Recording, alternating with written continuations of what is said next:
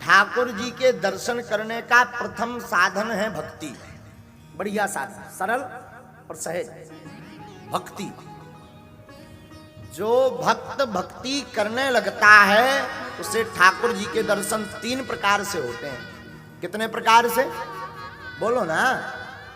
3। पहला दर्शन होता है स्वप्न में ठाकुर जी की झलक दिखाई पड़ना।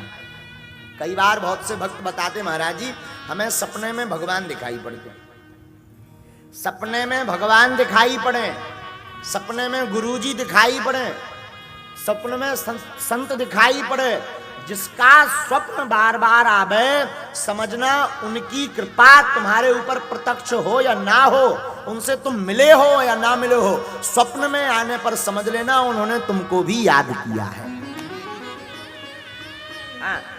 पहला दर्शन है स्वप्न दर्शन। दूसरा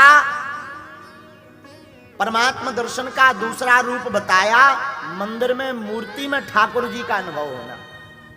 मंदिर में मूर्ति लगी हो, और कई बार हम ऐसी जगह जाते हैं जहां पर ऐसा लगने लगता साक्षात ठाकुर जी खड़े हैं। जैसे बागेश्वर धाम पर जाओ आप, तो ऐसा प्रतीत होता है कि साक्षात श्री हनुमान जी बैठ करके कुछ बात करने वाले। हाँ जी या ना जी बोलो। तो ये दूसरा दर्शन हुआ। तीसरा दर्शन, इसे उत्तम दर्शन कहते हैं, अप्रोक्ष दर्शन। इस दर्शन का मतलब है अहम ब्रह्मास्मि। आंख बंद करके अपने अंदर के ब्रह्म का दर्शन करने की दृढ़ता मन में लेना, और जैसे ही आंख बंद करो गोविंद के दर्शन प्रारंभ होने लगे तो समझना आपको तृतीय और उत्तम श्रेणी के दर्शन गोविंद के होने लगे हैं। आहा, इसलिए मेरे साधुओं, श्रीमद् भागवत महापुराण भगवत दर्शन का एक ग्रंथ है, ठाकुर जी की भक्ति का एक ग्रंथ है। एक बार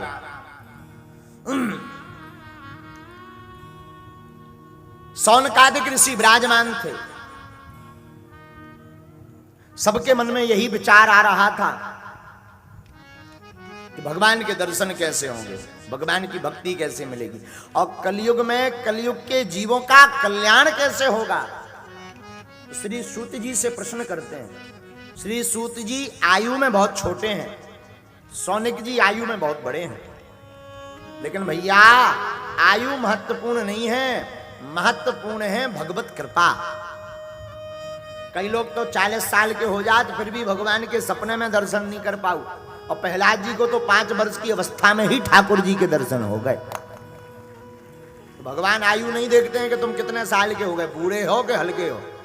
हाँ, कई बार तो बुढ़ापे तक आदमी राम नाम नहीं लेते, कछु नक्कटा ऐसे हो, बुढ़ापे तक राम राम नहीं करते। और कई बार छोटा बच्चा भी श्री हनुमान चालीसा का पाठ सुनाने लगता। तो महत्वपूर्ण यह नहीं है कि आपकी आयु कितनी है, या आपने किस आयु के गुरु से दीक्षा ली, या किस आयु के आचार्य की शरण में बैठे हो। महत्वपूर्ण यह है कि आपकी श्रद्धा कितनी मजबूत